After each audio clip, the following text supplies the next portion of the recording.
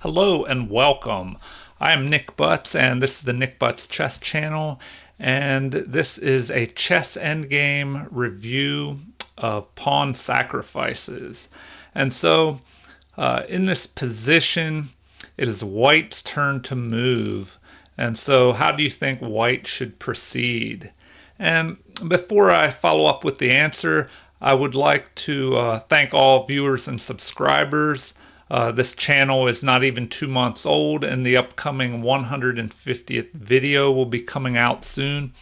And I would just like viewers and subscribers to leave a comment on who they think is the greatest chess player of all time, and I will do a game review of that greatest chess player for this upcoming 150th video. And now back to this chess problem. So it's White's turn to move. How does White proceed here for the win? So if we look at the analysis, turn the evaluation on, we see White is winning here. And so the quickest way is to sacrifice a pawn, which you probably got by the title. So we have a c6 here, sacrificing this pawn. And then if Black does not take the sacrifice and just moves here to b8, well, then we see c7 would just check the king and put him back in the corner, and then promotion to a queen for checkmate. And so the best move by Black is to capture the pawn that was sacrificed. But now White, instead of capturing back with this pawn, should just move to c7 here. And now the Black king is trapped, and the pawn has to move. So after that pawn moves, then we just have b7 check. The king is forced to move, and then the pawn promotes to a queen here with check. The king moves once again, and then the queen comes down to b6 for mate. And so that is a way to use a pawn sacrifice in the endgame to convert one advantage, which was having that extra material, the extra pawn, and then converting that material advantage into a winning advantage by sacrificing one of those pawns back in order to get a better position that allows you to mate your opponent. And so let's take another look, or a look at another position here. Let's see.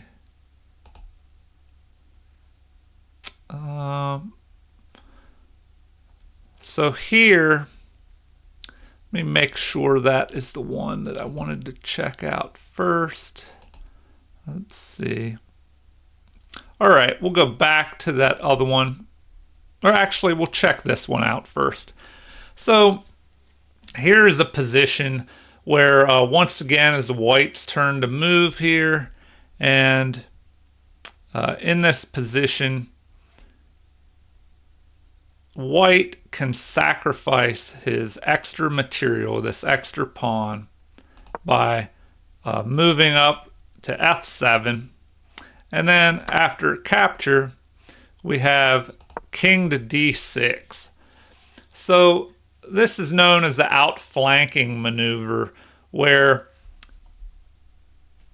White swings around on the Black king. And so if the king tries to just stay in this position, now we have king to e6, and if the king tries to stay here to prevent this king from making progress, we have e7, which gives White the opposition, which forces back the Black king. So the Black king, if he refuses to back up and just moves up to g8, well, now the White king can attack this pawn. And so if the pawn is protected, once again White grabs the opposition, putting one square between the kings, and the king is forced to move and give ground. The king cannot protect his pawn by moving to h6, of course, because the white pawn is covering that. So the black king is forced into the corner, and now we have the capture of the pawn. So now that this pawn is captured, black grabs the opposition, but here the easiest way to move forward or to win for white is to stay on the h file with the king and just move over one, allowing a path for this pawn to come forward. And if the black king tries to stay in the corner, this pawn will push forward, and then now black can only go to g8, but now we have g7, which covers the corner here and forces this king out towards the center of the board. And now white can jump up here to h7 and guard the queening square. And after a king move, we have queening of this pawn, so the pawn promotes to a queen and should have no problem winning now. And so that is another example of using your material advantage in the end to sacrifice one of those pawns and get your remaining pawn to move forward after getting your king in a better position to pick off that final black pawn. All right, so let's go to another example here. And so here we have a position once again where it is white's move. White has a advantage in material.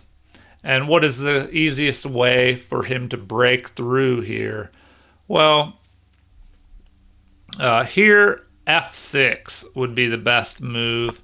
And so what this does is force a decision to be made by black. If the pawn is just captured, then there's a breakthrough and this other pawn can move forward and the king will not get there in time, and the pawn will promote and will win easily with this queen. And the other option after f6 was for the king to move, but then we have this capturing of this pawn, and now the pawns create a little wall here that the black king cannot pass and will not be able to stop this promotion. So then the king is forced to just move down, and then once again the pawn is promoted to a queen, and white will win easily here with this extra queen. And so let's look at one more example of a pawn sacrifice in the end when you're ahead in material. So now this is the same position with the pawns that we just looked at, but now the kings are closer. And so now if we would have this, we see that things could turn out differently here, because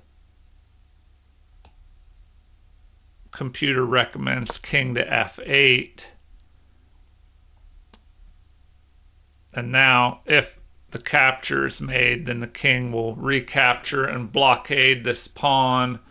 So the best way forward here, instead of pushing that pawn and making the game more complicated than it has to be, it will take a little bit longer, but after this move, if the king comes forward, white just goes back and guards the pawn and forces the king back, as he does not want to allow white to jump up here. If the king moved to g5, the king could come forward, and so then we have the king moving up with the opposition here, but now this forces the black king back. So after king to e8, white keeps the opposition by moving forward, and if the king tries to stay in front of these white pawns, we have an outflanking maneuver where once again white will swing around to the side, and this pawn prevents the king from moving here to f7, and the king cuts off the king from moving here, so his only move is to retreat. And now the opposition is gained again with white moving here, leaving one square between the kings, and so black is forced back further.